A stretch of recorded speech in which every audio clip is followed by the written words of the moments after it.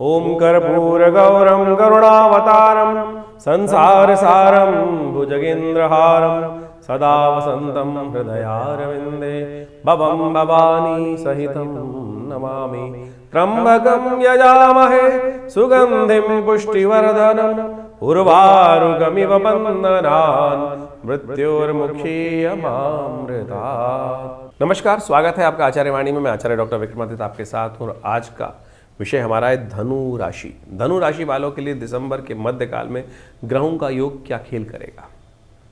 देखिए, धनु राशि वालों के लिए सबसे बड़ा परिवर्तन का योग बनकर तैयार है, क्योंकि बृहस्पति आपकी राशि के सम्मुख विराजमान है और सूर्य आपकी राशि में इस वक्त पदार्पण करने वाले हैं।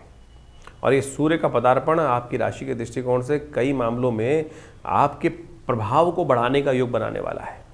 जी हाँ, ये ध्यान रखिएगा, ये खास तौर पे आपके लिए समझने की आवश्यकता है कि सूर्य जो परिवर्तन कर आ रहे हैं इन दिनों आपकी राशि के दृष्टिकोण से दिसंबर के मध्यकाल में बहुत महत्वपूर्ण योग आपके लिए आने वाला है। लेकिन अब बस ध्यान कर लें कि सूर्य सबसे ज़्यादा ताकतवर ग्रह माने जाते हैं और ये उसका महीना चल रहा है, लेकिन खर मास में सूर्य की शक्ति कम हो जाती है। तो ऐसे में सूर्य का परिवर्तन कैसे आपके लिए लाभ के योग बनाएगा, ये सब रास्ते हम आपको बताएंगे। और किस बात समझ लें कि ये जो भविष्यफल इन दिनों समझें कि दिसंबर का जो महीना चल रहा है इसमें बृहस्पति महाराज ने सबसे बड़ा परिवर्तन किया है और अभी शनि महाराज भी जो प्रभाव दे रहे हैं आपकी राशि के दृष्टिकोण से ढैया का योग बना रहे हैं, उनसे आपको ये समय जो है ओवर एनर्जी का है। जब एनर्जी बहुत ज़्यादा ताकत होती है, सूर्य लग्न में आने के कारण से क्या होता है, व्यक्ति काफ़ी ज़्यादा एनर्जेटिक हो जाता है। और यदि उस समय घोड़ों की लगाम यदि कंट्रोल में नहीं पकड़ी तो कई बार क्या होता है कि सरमंडाते ओले पड़ जाते हैं। तो इस वक्त बहुत सोच समझ के चीज़ों को ठीक करके आपको चलने की आवश्यकता है। ठीक है, आपके अंदर बहुत अच्छी उत्साह बढ़ने के योग बनेंगे, लेकिन उससे पहले कुछ खास हिदायतें हैं जो आपकी राशि के दृष्टिकोण से कब कहाँ कौन से समय किस प्रकार के बनने वाले हैं वो अच्छे से समझ लें। इस बार एक बार और योग बन रहा है कि पौष के महीना जो चल रहा है इसमें 5 शनिवार पड़ने वाले हैं। और ये 5 शनिवार जब एक माह में पड़ते हैं तो वो कहीं ना कहीं प्राकृतिक आपदाओं के, विस्फोट के और कहीं ना कहीं भूकंप इत्यादियों के योग भी देते हैं। तो पहाड़ वाले क्षेत्रों में खासतौर पर कुछ चीज़ें कहीं ना कहीं स्थितियां बिगड़ सकती हैं, तो प्राकृतिक आपदाओं के योग दिखाई देते हैं। तो उन सब से भी थोड़ी सावधानी बरतते हुए यात्राएं करने का प्रयास करें। यात्राओं के योग आपकी राशि में बनते दिखाई दे रहे हैं। सिलसिलेवार तरीके से समझ लें क्या कुछ ग्रहों के योग हैं। 11 तारीख का दिन, सबसे पहले बात कर लेते हैं, दिसंबर है, बृहस्पतिवार का अवसर है और सप्तमी तिथि विद्यमान है। यदि आपकी राशि के दृष्टिकोण से देखा जाए तो इस समय आपकी राशि में योग जो बन रहा है वो कहीं ना कहीं अच्छा है, खराब नहीं है, जो कहीं ना कहीं आपके मन को सरल करता दिखाई दे रहा है।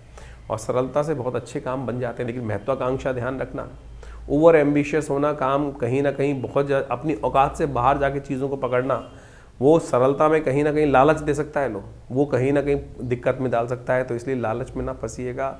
अपनी स्थिति को देखते हुए, समाज अपनी स्थिति को देखते हुए, अपने पैरों को देखते हुए चादर पसारने का प्रयास करना चाहिए। ये सबसे बड़ी हिदायत आपकी राशि के दृष्टिकोण से। बृहस्पतिवार का अवसर है, केले का पूजन करें, हो सके तो पीली चीज़ों का दान करने का प्रयास करें, गुरु की संगत लेने का प्रयास करें, उनकी सहायता लेने का प्रयास करें, उनसे परामर्श कर जो कंसल्ट कर कार्य करने का प्रयास करेंगे वो अच्छा रहेगा। नहीं तो ग्रह योग इस प्रकार के ऐसे ही बन रहे हैं कि आपको साइड लाइन कर दिया जाएगा। तो आपको साइड लाइन करने का योग बना सकते हैं इस वक्त जो ग्रहों की स्थिति इस प्रकार की भी बन रही है आपकी राशि के दृष्टिकोण से। तो इसलिए ध्यान रखते हुए कार्य करें। 12 तारीख का दिन, शुक्रवार का अवसर, अष्टमी तिथि विद्यमान है और इस दिन ग्रहों का योग जो आपकी राशि के दृष्टिकोण से जो बनता दिखाई दे रहा है वो कहीं ना कहीं आपको मेहनत की तरफ अग्रसर करता दिखाई दे रहा है। चीज़ों को जितना ज़्यादा पकड़ने की तरफ प्रयास करोगे उतनी ज़्यादा चीज़ें आपकी पकड़ में आने की तरफ जाती दिखाई देंगी। इसलिए आप थोड़ा सा सोच विचार को करने का प्रयास करें, हवा में न रहें। इन दिनों ग्रह नक्षत्रों के दृष्टिकोण से ऐसा योग बन रहा है कि विचार जो है थोड़े हवा में ज़्यादा दिखाई दे रहे हैं। यानी हम बातें जो कर रहे हैं, जो केवल जो हमारे औकात से बाहर की चीज़ें, उनको पकड़ने का प्रयास करें। जो लोग शेयर इत्यादि में काम कर रहे हैं, उन जो काम कर रहे हैं उनके लिए तो ये समय कहीं ना कहीं इस बात का ध्यान रखना है कि बिल्कुल ज़मीन पर रह के कार्य करने का प्रयास करें। उम्मीद से बाहर जाकर जो चीज़ें हैं उनको न पकड़ने का प्रयास करें, वो कहीं ना कहीं आपके हाथ से छूट सकती हैं। ये ऐसी स्थिति बनती दिखाई। शुक्रवार का अवसर है और ऐसे में इन दिनों शुक्र बहुत जल्दी अभी अस्त होने की स्थिति में जाने वाले हैं। तो ऐसे में आपकी राशि के दृष्टिकोण से जो ग्रहों का योग जो बन रहा है उस चीज़ों को समझते हुए आपको क्या करना चाहिए, हो सके तो गौ सेवा करने का प्रयास करें। गलत रास्ते पर मत जाइएगा। जो गलत रास्तों पर जाने की तरफ जाएगा, ऐसे में जो जो भी संसार की तरफ गलत रास्ते हैं वो कहीं ना कहीं कष्ट देने की स्थिति उत्पन्न कर सकते हैं, तो उस समय बचने का प्रयास करना चाहिए। 13 तारीख शनिवार का अवसर है, 9वीं तिथि विद्यमान है और आपकी राशि के दृष्टिकोण से देखें हर शनिवार को खासतौर पर आपको ध्यान रखने की आवश्यकता है। इस पौष के महीने में 5 शनिवार पड़ने वाले हैं और ऐसे में ये कहीं ना कहीं कुछ ना कुछ प्राकृतिक आपदाओं का संकेत भी देता है। ये पौष का महीना आपकी राशि के दृष्टिकोण से समझने की स्थिति है, तो आपकी ढैया भी चल रही है इस वक्त। तो शनि का उपाय तो आप विशेष तौर पर लगातार करने का प्रयास कीजिए, भूल मत जाया कीजिए। शनिवार के दिन कम से कम हनुमान जी के मंदिर में जाकर तो अवश्य कुछ पूजन कर लीजिए, या शनि के निमित्त कुछ काली चीज़ों का दान, उड़द का, एक कोयले का, एक किसी प्रकार से भी अवश्य दान करने का प्रयास करिए। ग्रह नक्षत्र जो क्या कह रहे हैं वो भी समझ लीजिए। आपकी राशि के दृष्टिकोण से इस दिन जो ग्रहों का योग बन रहा है वो इसी तरह से बन रहा है कि अपने मन से नेगेटिव बात हटाओ। कई बार क्या होता है कि हमारी दायरा, बृहस्पति जो धनु राशि वाले हैं उनके साथ में क्या होता है कि वो किसी के सामने छोटे नहीं बनते हैं और उनको कई बार ये शक भी हो जाता है, अब इस वक्त इन दोनों ग्रहों का युग चल रहा है, कि मैं जो मेहनत कर रहा हूँ वो कहीं ना कहीं सामने वाला मुझे साइड लाइन करने का प्रयास कर सकता है। तो ऐसा हो सकता है, लेकिन चीज़ों को अपने कंट्रोल में रखने का आपको प्रयास करना चाहिए। जो चीज़ें आपके हाथ से हो सकती हैं उन्हीं पर ज़्यादा मेहनत करने की ज़रूरत है। किसी पे उम्मीद ज़्यादा ना रखें, उम्मीद में धोखा दे सकता है व्यक्ति। ऐसे योग बनते दिखाई दे रहे हैं।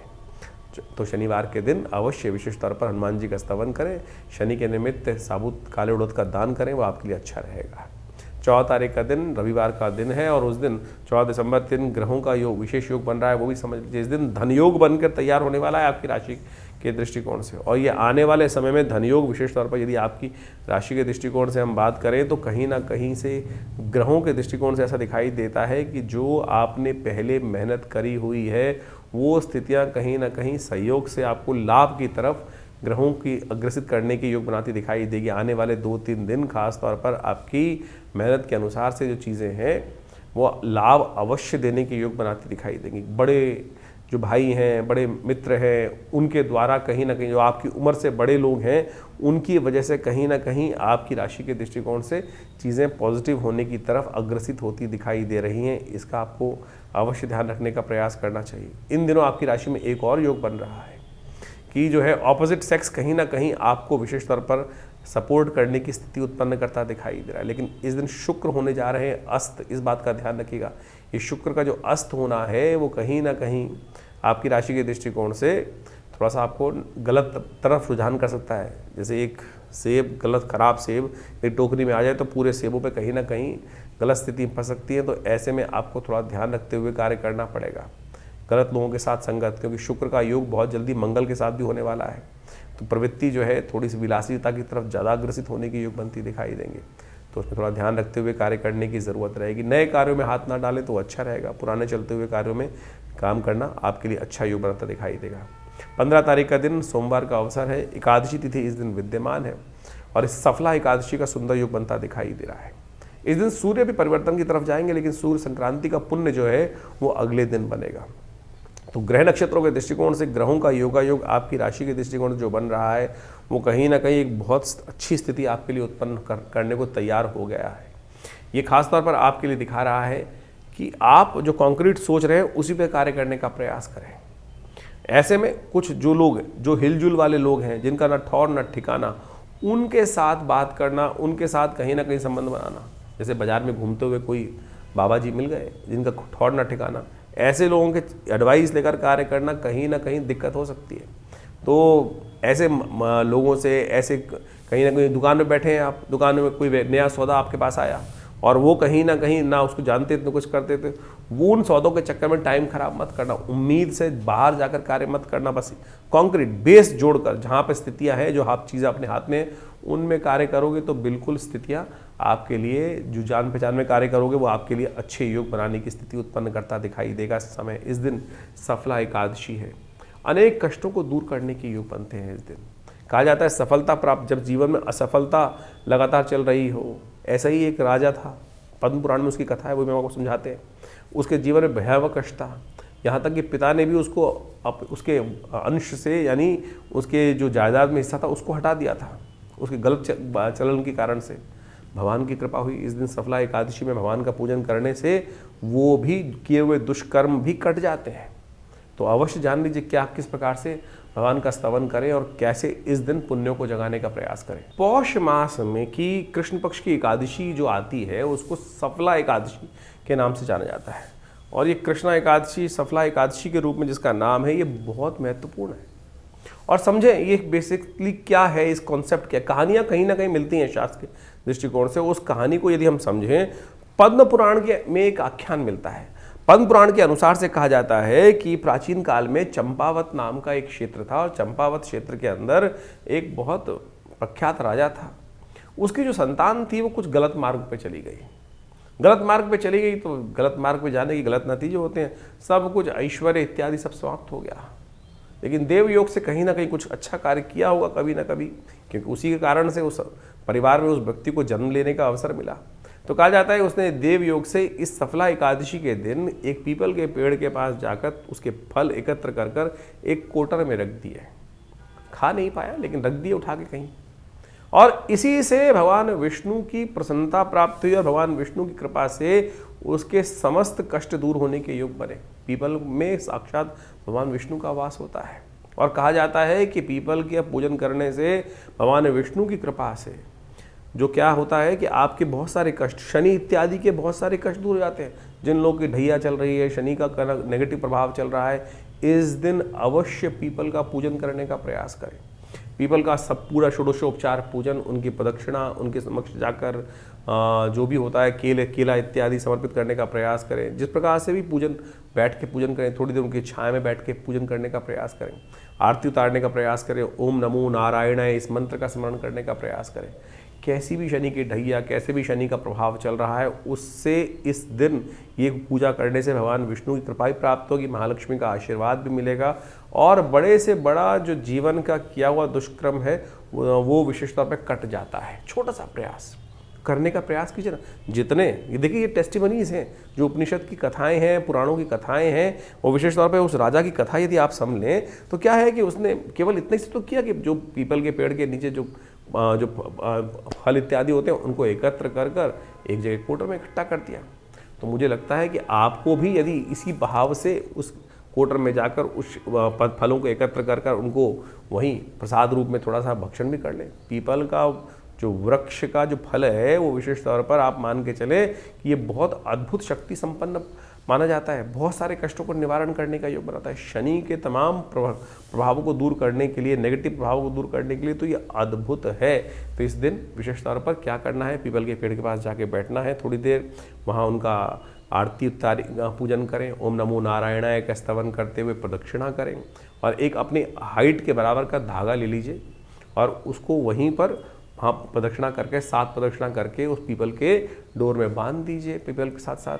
और साथ साथ एक तिल का तेल होता है उसका दीपक लेकर वहीं प्रज्वलित कर दीजिए। ओम नमो भगवते वासुदेवाय, ओम नमो नारायणाय इसका स्तवन करें।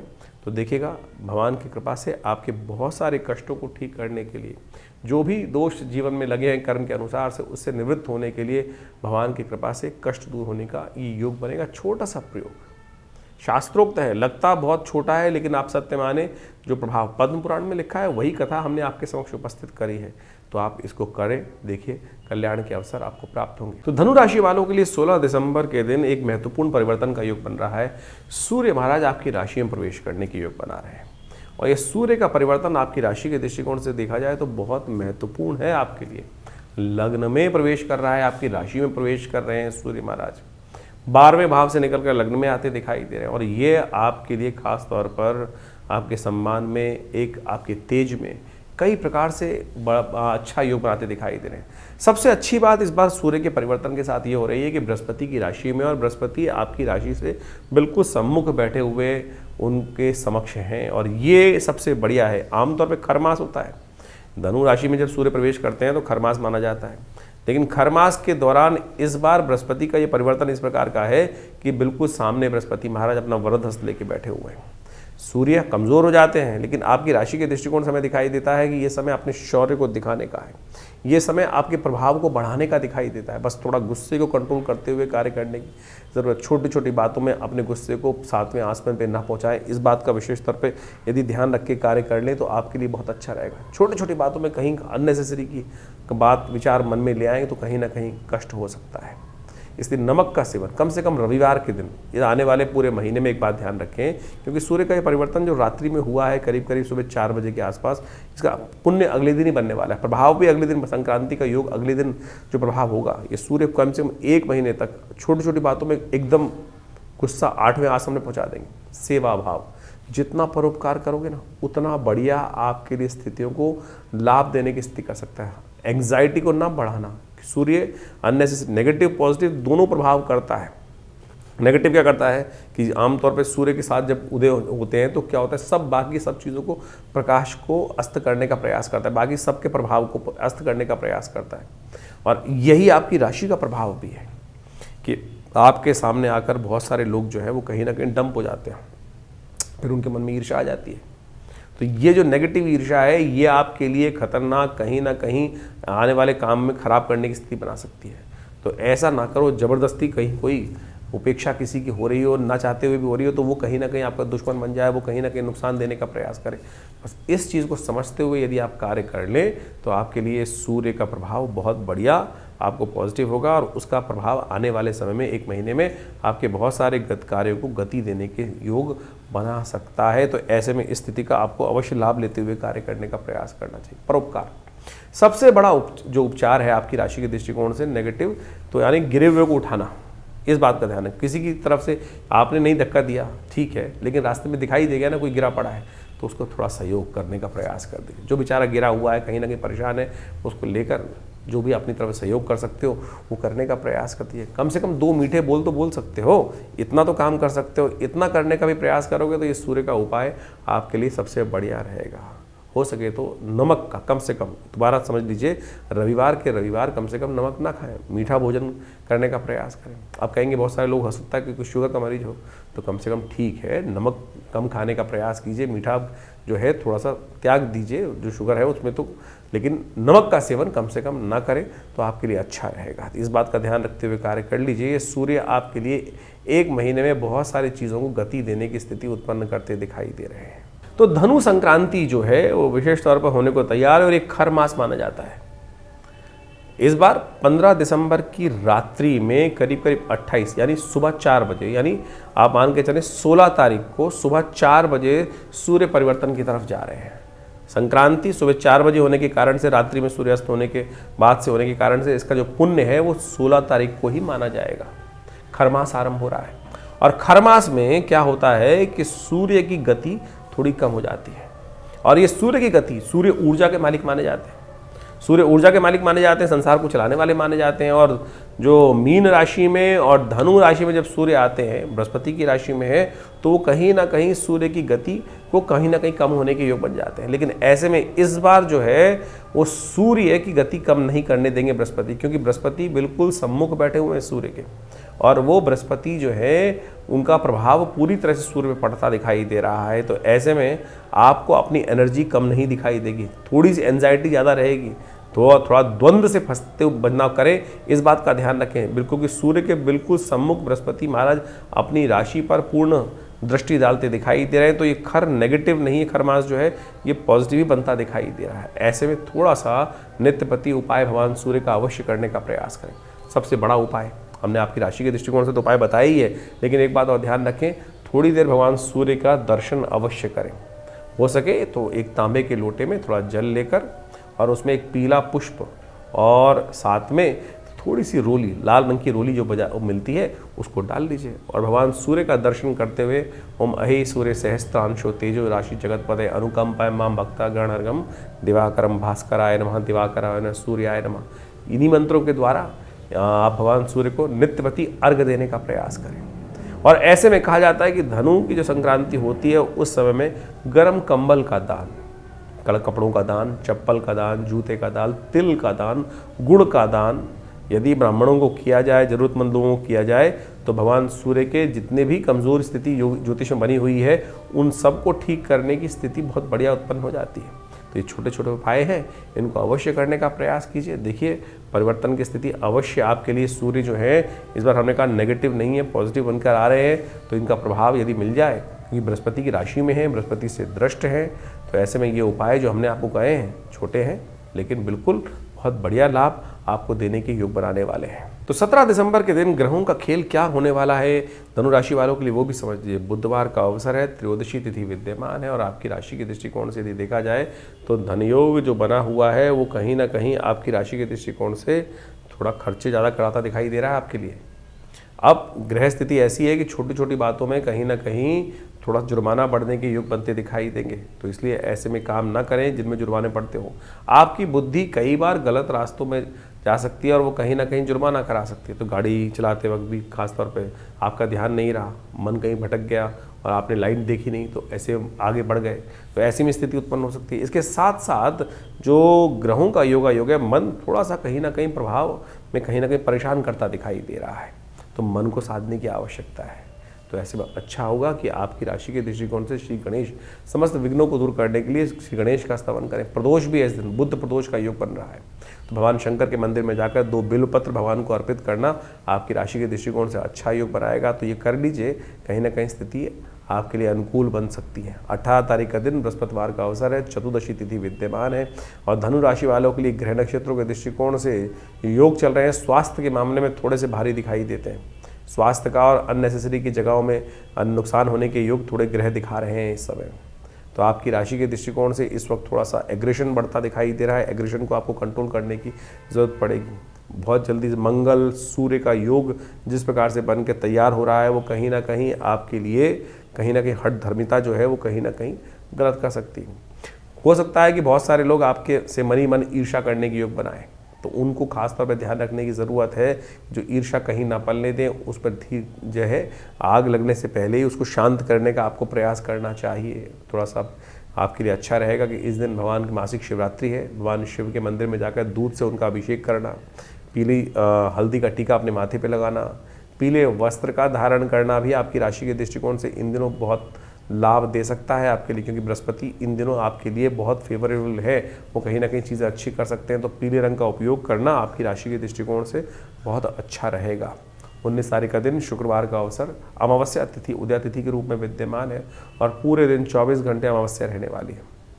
इस दिन राशि के दृष्टिकोण से आपके लिए आने वाले 2-3 दिन में पॉजिटिव योग बनकर तैयार है। केवल इस दिन आपके जो मार्ग है आपको उसको निष्कंटक करने के लिए थोड़ा सा अपनी गति को कम करने का आपको प्रयास करना चाहिए। बहुत तेज गति से आगे बढ़ने की आवश्यकता नहीं है, धीरे धीरे रे मना धीरे सब कुछ होए, इस भाव का ध्यान रखते हुए कार्य करने की ज़रूरत है।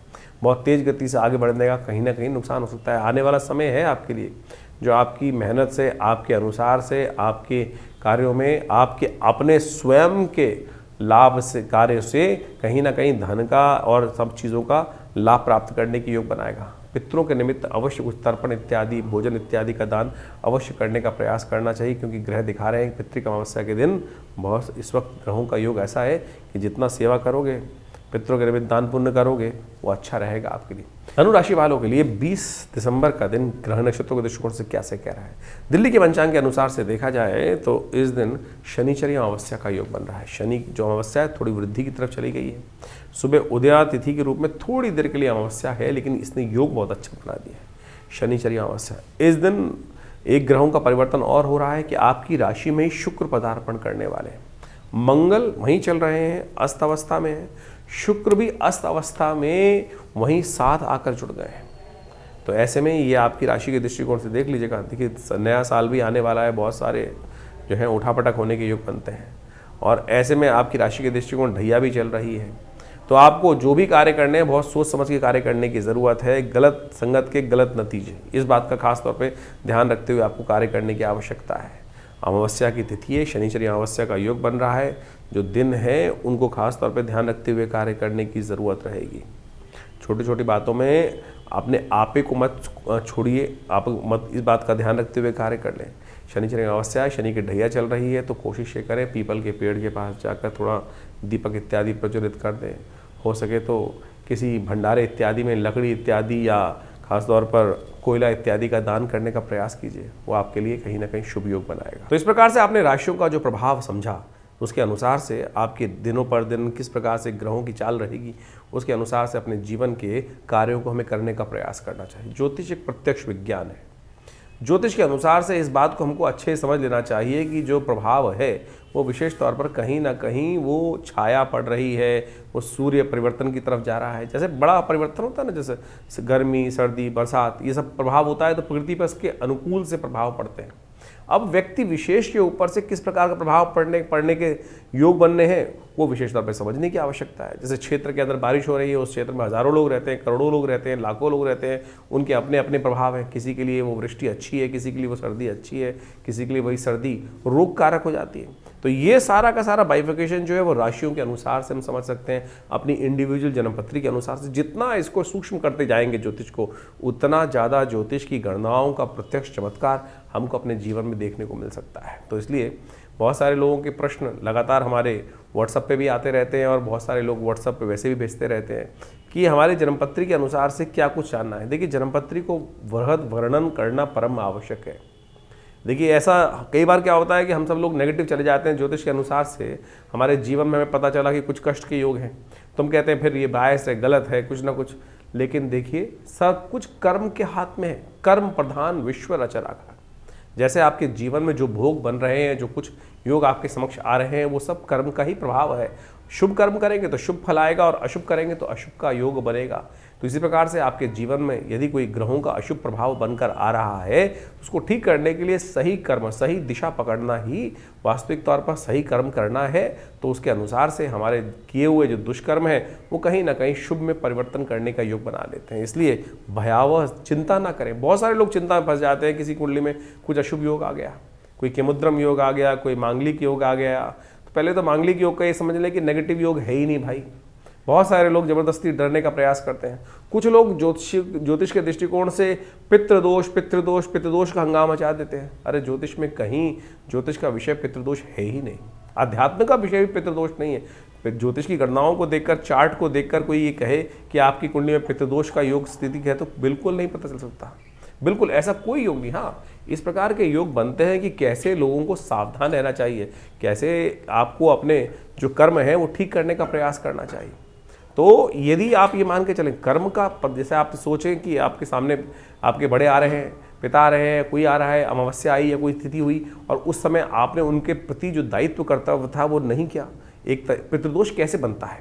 आप मान के चलें आपने किसी बुजुर्ग व्यक्ति को कुछ उल्टा सीधा कह दिया और उसके मन से कुछ परेशानी हुई, तो आप समझें ये ऋण आप पे चढ़ गया, कर्म का दोष आपके जीवन में हो गया। और यही वास्तविक तौर पर जो कुछ दोष हैं वो बनते हैं। और ये कुंडली के अनुसार से बोलना कि भाई आपकी कुंडली में तो पितृदोष का योग बना हुआ है, तो ये बिल्कुल गलत है, फालतू की बात है।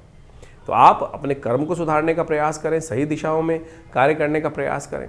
और जो कुछ कार्य हम आपको बता रहे हैं, आपकी राशि के अनुसार से योग बन रहे हैं, आपकी जन्मपत्री के अनुसार से योग बन रहे हैं, उनको करके तो देखिए। हमने प्रत्यक्ष चमत्कार एक नहीं हज़ारों बार देखे हैं और बहुत ज़बरदस्त तरीके से जीवन के कष्ट दूर होने के योग बनते हैं। तो इसलिए अपने कर्म को सुधार कर सही दिशा पकड़ें, जन्मपत्री को समझने का प्रयास करें। बहुत सारे लोग कहते हैं हमारे पास जन्मपत्री नहीं है, हमारे को राशि ही नहीं पता है। तो आपकी नाम की राशि भी तो है, आपके नाम के अनुसार से आप जान सकते हैं कि कौन सी राशि आपकी बन रही है। राशियाँ कई प्रकार की हैं, जन्म की राशि, सूर्य की राशि, चंद्रमा की राशि, लग्न राशि, और तो और उसके बाद आपकी कुंडली में जो नाम से आपके राशि चल रहे हैं वो योग। पुराने ज़माने में एक योग चलता था, बहुत सारे नाम से जाकर जन्मपत्री देख ली जाती थी, राशियों को मिलान करने की प्रयास, जन्मपत्री जब मिलान करते थे पति पत्नी की, तो उसके बाद एक योग अपनाते थे वो लोग कि भाई अगर जन्मपत्री नहीं मिल रही है तो लड़की का नाम या लड़के का नाम शादी के बाद बदल दिया जाता था। क्या था वो राशि के योग बदलने का ही तो एक छोटा स्टेप था। ठीक है, वो अज्ञानता के कारण से था, उससे प्रभाव, लेकिन ये सब छोटे छोटे टोटके जो तथाकथित तौर पर ज्योतिष के अंदर रहे हैं, इन सब का प्रभाव होता है वही राशि के दृष्टिकोण से। तो आप इनको सही समझने का प्रयास करें। तो आपकी राशि जन्मपत्री में योग में क्या योग बन रहे हैं, किस प्रकार की स्थिति ग्रहों का परिवर्तन से प्रभाव पड़ेगा। और बिल्कुल आप सत्य माने, अभी बृहस्पति महाराज चेंज हुए कुछ दिन पहले, हमने ऐसा देखा कि बिल्कुल जो संसार में प्रभाव पड़ रहा था, बहुत सारे लोग प्रत्यक्ष योगों की कुंडली में परिवर्तन दिखाई दिया। तो आपके लिए कौन सा समय अच्छा है, कौन सा समय खराब है, हम वैसे तो नित्यपति बताते ही हैं। तो आपके मन में भी कोई प्रश्न चल रहे हो, चिंता ना करें, आप हमारे इस कार्यक्रम में हमारे साथ जुड़ सकते हैं। और व्हाट्सएप के माध्यम से भी आप अपने प्रश्न को भेजते हैं बहुत सारे लोग, लेकिन उसमें सिर्फ किसी ने हाथ बना के भेज दिया, किसी ने केवल अपना नाम लिख के भेज दिया, ना प्रश्न लिखा है ना कुछ लिखा है, तो जवाब कैसे दिया जाएगा। तो आप अपने प्रश्नों को सही से अपना नाम, आपकी आयु, आपकी date of birth, time of birth, place of birth, कहाँ जन्म स्थान है वो सब लिखिए, और साथ साथ अपने जन्मपत्री की एक फ़ोटो भेज दीजिए अगर है तो आपके पास। और क्या आयु है आपकी इस वक्त, और क्या प्रश्न आपके मन में चल रहे हैं, क्या समस्याओं को निदान चाहिए। हज़ारों लोगों के प्रश्न आते हैं और बहुत सारे लोगों ने कुछ लिखा ही नहीं होता है, तो जवाब क्या दिया जाए हमारे आश्रम की तरफ से। तो इसलिए कोशिश ये करें, डिटेल्स को सही से भेजने का प्रयास करें। और बहुत सारे कार्यक्रम समय समय पर आपके लिए होते ही रहते हैं आश्रम पे, आप उन सब में भी समय समय पर आकर आश्रम पे जुड़ सकते हैं। प्रयास करेंगे कि संसार के कष्ट दूर हों, जीवन के कष्ट बहुत अद्भुत प्रकार से दूर होने के लिए ज्योतिष विज्ञान का सर्जन हमारे ऋषि मुनि ने किया है, तो उसका लाभ लीजिए, कल्याण होगा।